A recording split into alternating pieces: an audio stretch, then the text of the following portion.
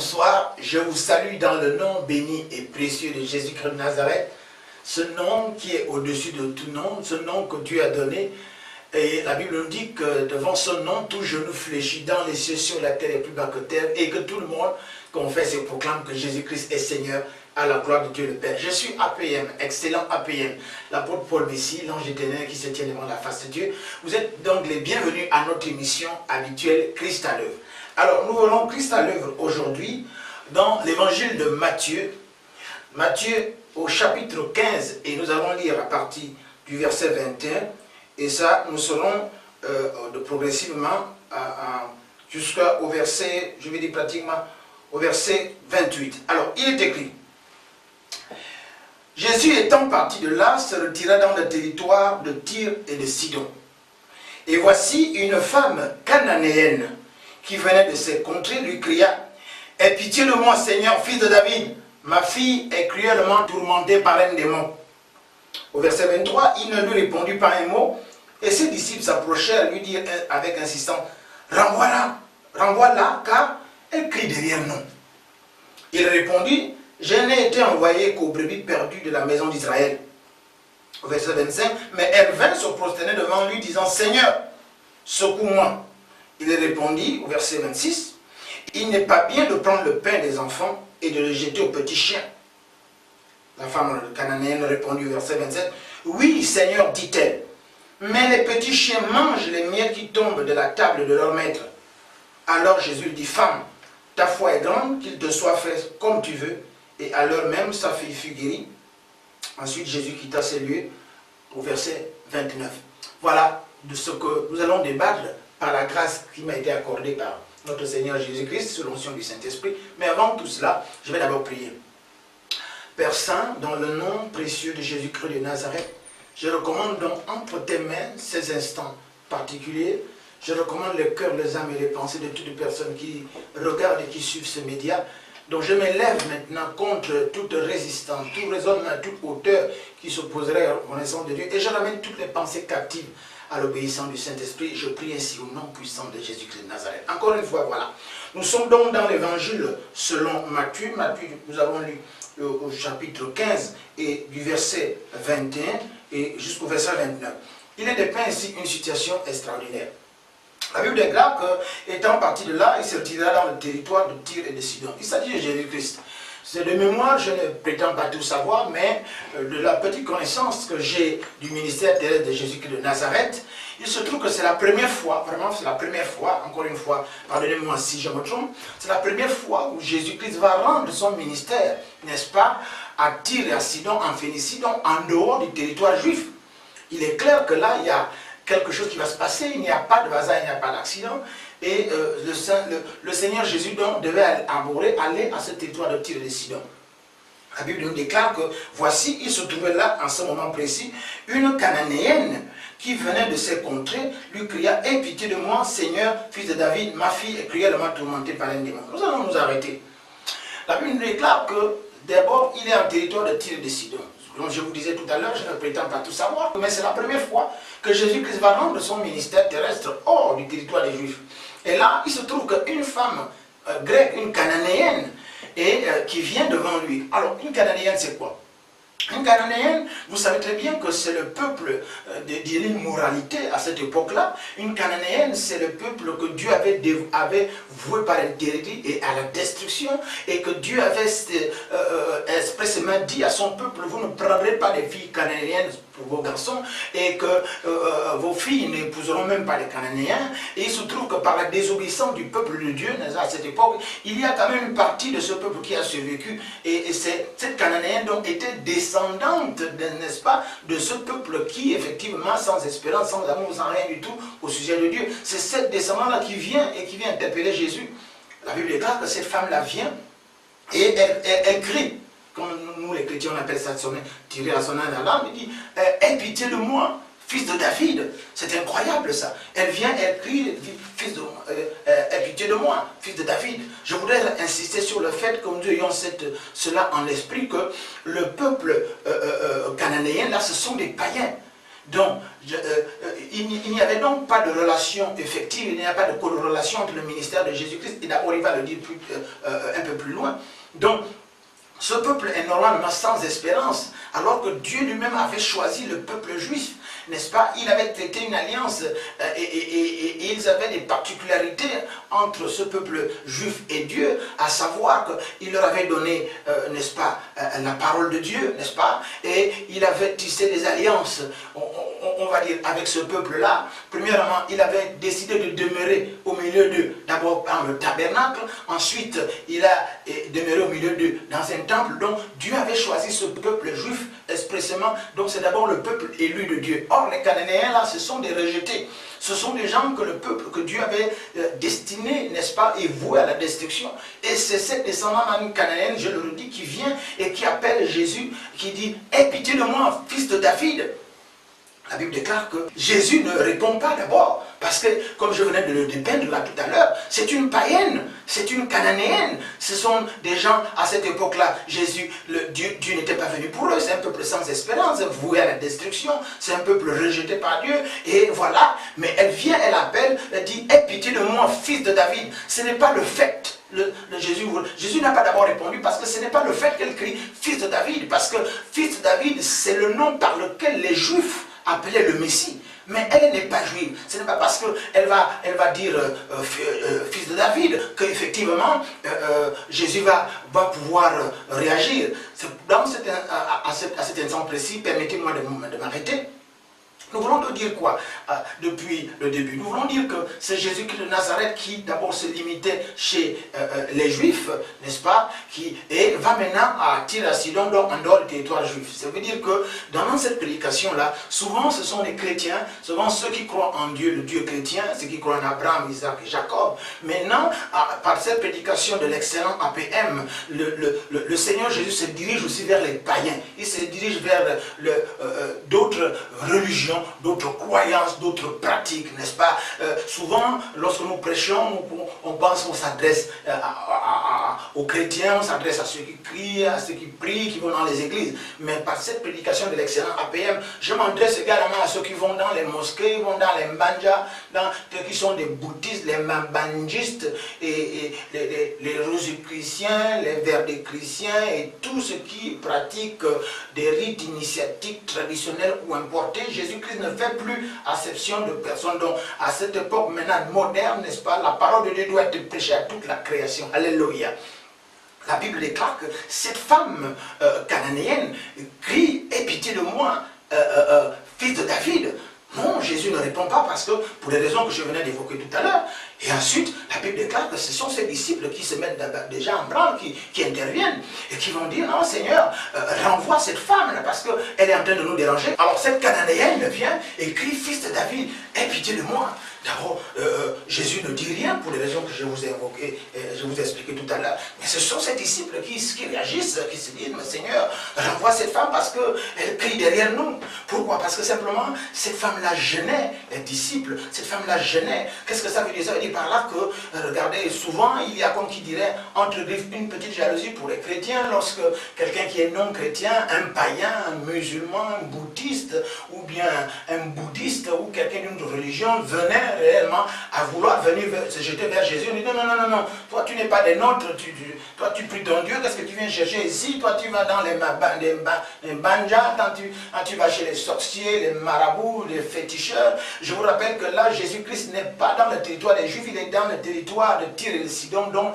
dans le territoire des païens, histoire de dire que cette prédication s'adresse aussi à vous, les vampireux, les sorciers, les augures, les diseurs de bonne aventure, ceux qui invoquent les morts, parce qu'à un moment donné, il faut que la parole de Dieu soit prêchée à toute la création. Parce que justement, toute la création aussi souffre. Et toute cette création soupire, n'est-ce pas, à voir la venue de la puissance du Fils du Dieu vivant, Jésus-Christ de Nazareth. La Bible déclare que les disciples ont dit: il faut renvoyer cette place. Nous ne voulons pas entendre parler d'elle. Et puis, à un moment donné, Jésus-Christ réagit. Jésus-Christ lui dit: écoute, il dit, nous allons repartir directement dans la parole de Dieu. Et il ne répondit pas un mot, et ses disciples lui dit: renvoie-la quelqu'un. Et il répondit: je n'ai été envoyé aux brebis perdues de la maison d'Israël. Voilà. À un moment donné, vous savez, quiconque invoque le nom du Seigneur Jésus, n'est-ce pas? C'était l'occasion, n'est-ce pas, de montrer à ses disciples que si un païen, si un sorcier, un vampireux, quelqu'un, un tueur, quelqu'un qui fait du mal, n'est-ce pas, vient à implorer la grâce du Seigneur Jésus, même si ce n'est pas un chrétien, mais si la grâce de Dieu est disponible, et elle est disponible pour tout le monde, si cette personne se répand. Donc, Jésus va, par cette discussion avec cette femme, va vouloir amener cette femme à reconnaître son état et à la repentance. Donc, cette prédication de excellent APM a pour but de reconnaître que toi, tu reconnais ton état, que tu es un sorcier, que tu es un marabout, tu es un vampireux, et que tu es un menteur, et que un fornicateur, encore que, voilà. Mais ça veut dire simplement, là, il s'agit vraiment de gens qui ne sont pas des chrétiens, et c'est l'occasion aussi des chrétiens de revoir leur situation. La Bible déclare tranquillement, il dit non, j'ai été envoyé aux brebis perdues de la maison d'Israël. Jésus dit à cette femme, que la grâce de Dieu n'est pas pour les sorciers, n'est pas pour les marabouts, les vampireux, tous ceux qui font du droit, pour les païens, en d'autres termes. Mais il dit, j'ai été envoyé par le peuple, par Dieu, pour le peuple élu de Dieu. Donc les juifs à cette époque-là, pour nous les chrétiens nés de nouveau et les anciens nés. La Bible nous dit que, voilà. Mais elle vint se prosterner devant lui, disant, Seigneur, secours-moi. Regardez donc la démarche de cette femme. Avant, en haut, plus haut, elle l'appelle Seigneur, fils de David. Donc, c'est l'appellation réservée par les Juifs au sujet du Messie, donc de Jésus. Maintenant, elle se rend compte que, si ça ne marche pas de ce côté-là, elle a tenté un autre nom. Là, elle appelle simplement, elle le dit, Seigneur, secours-moi. Donc, si c'est cette appellation-là qui est réservée à certaines personnes, bon, moi, je pourrais me dire Seigneur. Seigneur veut dire celui de qui nous attendons toutes choses. Et la Bible déclare qu'elle vient se prosterner, vient se jeter là. Donc, quelqu'un qui vient se prosterner tout de go, devant les disciples, devant tout le monde qui vient se jeter, la Bible déclare que Jésus, il est écrit que Jésus a dit, je ne mettrai personne dehors. Si quelqu'un vient à moi, je ne mettrai donc personne dehors. Et Seigneur, aie pitié de moi. La Bible déclare, quiconque invoque le nom du Seigneur, là, Seigneur, c'est le Seigneur Jésus, sera sauvé. Elle vient et elle se prosterne devant le Seigneur comme ça, et elle se jette. C'est pourquoi je t'exhorte, toi qui es marabout, toi qui es musulman, tu es bouddhiste, hindouiste et tous les istes des religions, que ce soit le njobiste, ce sont des religions gabonaises, les njobi, les mabanjidistes, les mélanistes, ce sont des religions, n'est-ce pas, d'Afrique centrale, ou tous ceux qui invoquent les esprits de mort, n'est-ce pas? Il est temps depuis que tu souffres. La Bible déclare que cette femme a dit que son enfant était tourmenté par un démon. Ta maison est tourmentée, tes descendants sont tourmentés, ta vie est tourmentée, tu ne sais pas où te retrouver. Toi, tu as peur de donner ta vie à Jésus-Christ de Nazareth. Peu importe, elle n'est pas venue lui donner la vie, elle est venue seulement vers Jésus. Le thème de cette exhortation, de cette prédication, que voici une païenne bénie par Jésus, un féticheur béni par Jésus, un vampireux béni par Jésus. Jésus, je ne parle pas effectivement de ta religion. Garde ta religion, je te parle du Seigneur Jésus. Je te parle de celui qui guérit. Je te parle de celui qui délivre. Je te parle de celui qui bénit. La Bible dit qu'elle vient se prosterner et dit, Seigneur, secours-moi.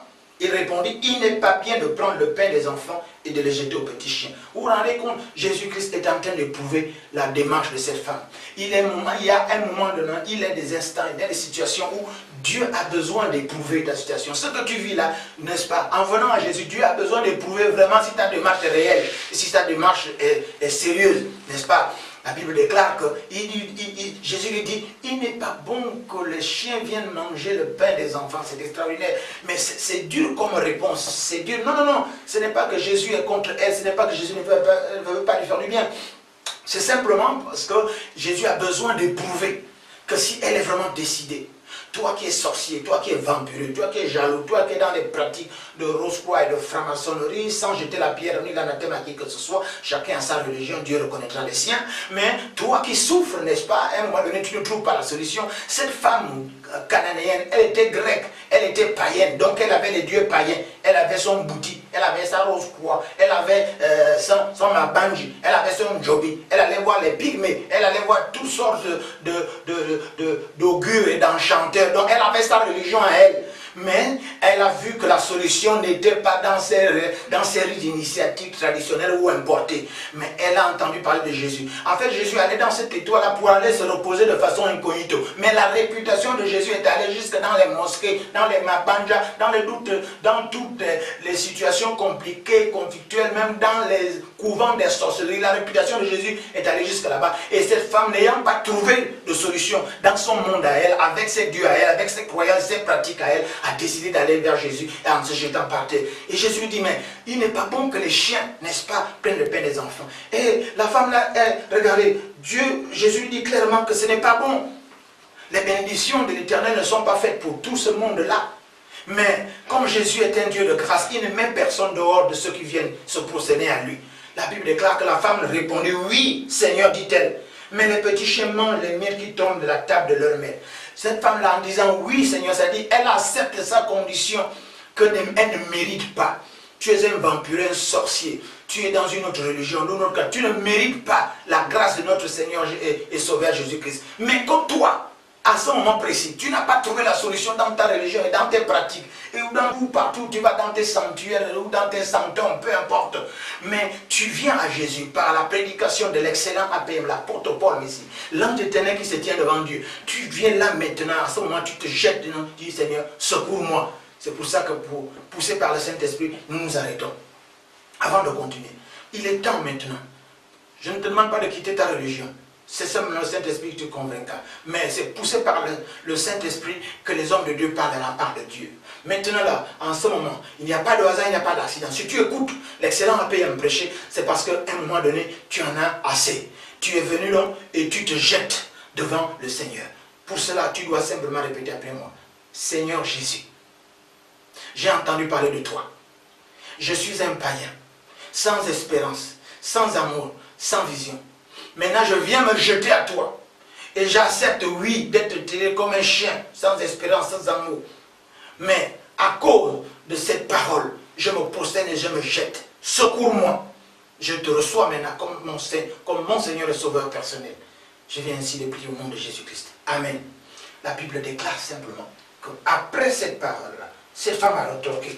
Mais elle vint se prosterner devant lui disant, Seigneur, secours-moi. Il a répondu, il n'est pas bien de prendre le pain des enfants de Jésus. Oui, Seigneur, dit-elle, mais les enfants, les petits chiens mangent le pain qui tombe sous la table des enfants. Alléluia. Il me plaisait de reprendre un peu cette lecture pour que vous compreniez comment cette femme accepte sa condition d'être traitée de petit chien. Parce que simplement, il est temps pour toi d'accepter Jésus-Christ. Il est temps pour toi d'accepter la grâce. Il est temps pour toi d'accepter notre Seigneur et Sauveur maintenant qui vienne dans ta vie, n'est-ce pas? Et cette femme qui était une païenne grecque, qui a laissé ses dieux, qui ne lui ont rien donné, qui ne lui donnent aucune espérance, aucun avenir, elle est venue se jeter là. Jésus la traite de chien, pas pour l'insulter, mais pour l'éprouver. Elle a dit oui, je suis un chien. Et Jésus dit non, ce n'est pas pour vous les grâces, les bénédictions, les délivrances, les guérisons et la vie éternelle, ce n'est pas pour vous. Elle dit oui, mais ce que je veux, c'est simplement que je suis un chien, un petit chien, mais les chiots, n'est-ce pas, mangent les pains, les miettes qui tombent sous la table. Oh, alléluia, quelle grande révélation. Waouh! Les chrétiens nés de nouveau, les juifs, n'est-ce pas, qui sont repus, rassasiés de la grâce de Dieu, laissent tomber, n'est-ce pas, des choses de Dieu, laissent tomber les grâces, ils foulent même aux pieds. Mais la Bible dit que cette femme a dit, je veux bien être un chiot sous la table, je veux recueillir la guérison, la délivrance. Je reconnais la révélation, je reconnais la sécurité, l'amour, la paix, la joie, quelle que soit ta religion. Elle était païenne, elle était grecque, elle était musulmane, elle était, on va dire, bouddhiste, elle était mélaniste, quelles que soient les religions de notre terroir ou venir d'ailleurs. Mais elle a décidé de venir vers Jésus parce qu'elle avait un problème que seul Jésus-Christ pouvait résoudre. Alléluia. Quand elle dit que non, j'accepte ma condition, je confesse et je me répands. Mais seulement, je veux juste ce qui tombe par terre. Je veux que ce que les chrétiens négligent là. Je veux la parole que les chrétiens négligent. Je veux la délivrance qu'ils négligent. Je veux quelques paroles seulement que les chrétiens eux-mêmes laissent tomber sous la table. C'est ce que je veux me contenter de ce que je peux comprendre. Je veux me contenter de ce que je peux, qui est égal. Je veux me contenter de quelques versets. Je veux me contenter de quelques allégories, de quelques paroles. De quelques paraboles seulement. Jésus lui dit, oh là là. Et Jésus s'est retourné. Je n'ai pas trouvé une si grande foi. Et même là-bas, au territoire des Juifs, il dit à cette femme, ta foi t'a sauvée, va, ton enfant est délivré. La Bible déclare que cette femme est rentrée chez elle et elle a trouvé l'enfant assis dans son bon sens. Alléluia. Donc, cette exhortation que nous venons de partager, c'est simplement une païenne bénie par Jésus. Donc, Jésus bénit même les païens. Donc, quelle que soit ta religion, quel que soit ce que tu pratiques, à un moment donné, Jésus-Christ est la solution. Voilà simplement. Ou bien un païen, une païenne bénie par Jésus. Ou bien simplement, nous allons réformer cette prédication en disant Jésus-Christ est la solution. Alléluia. Nous avons partagé, n'est-ce pas, cette allégorie qui s'intitule Jésus-Christ est la solution. Encore, avant de nous séparer, je vais prier. Seigneur Jésus, je te remercie pour toutes ces autres religions, pour tous ces païens, pour ceux qui étaient sans espérance, sans foi, ni loi, mais qui allaient vers leur Dieu, mais ils ont compris que tu es la solution et qu'ils sont venus grappiller quelques paroles de cette exhortation de l'excellent PM. Bénis-les, Seigneur, dans ta grâce, parce que tu as béni cette femme cananéenne, une païenne, parce que tu es le maître de la grâce. Fais grâce à tout ce monde-là, au nom de Jésus-Christ. Amen. Alors, je suis APM, excellent APM, l'apôtre Paul ici, l'ange éternel qui se tient devant la face de Dieu. Je suis ici au Gabon, au ministère Colonne de Feu de Nuit, d'abord à Libreville, au 6e arrondissement, au lieu dit de Zangayon, à la Nouvelle Cité. Nous y avons là une église, la maison de prière, dont le pasteur n'est autre que la bergère Saint-Hilaire.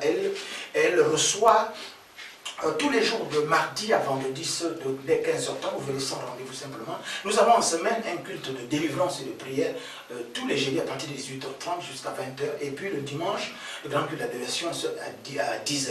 Et si vous êtes du côté de l'autre commune qu'on appelle Ntoum, le lieu dit de Lyon, nous y avons là-bas la cathédrale La Joie Parfaite, dont le pasteur n'est que la révérende Roséline Messi, n'est autre que la révérende Roséline Messi. Elle reçoit également les mêmes heures, les mêmes jours, c'est vendredi. De mardi à vendredi, et ce dès 15h30, vous venez sans rendez-vous. Et les cultes là-bas en semaine, c'est le mercredi de 17h à 19h. Et le dimanche, le grand culte d'adoration à 10h. Quant à moi, excellent APM, vous pouvez me joindre par les numéros qui s'affichent, n'est-ce pas? Et précédé du 241 si vous êtes à l'extérieur du Gabon, 06 63 06 40, 05 32 58 80, n'est-ce pas? Vous m'appelez, je décrocherai, et si vous n'avez pas les unités, vous m'appelez, je vais vous rappeler certainement, parce que Dieu m'a fait grâce de pouvoir rendre ce ministère. Alors, vous pouvez également envoyer un SMS, je répondrai. Ça peut prendre un peu de temps, parce que je voudrais que votre requête soit présentée au Seigneur, et de retour, je vous la renvoie, afin que votre joie soit parfaite, et que le nom de Jésus soit glorifié. Alors, shalom, shalom.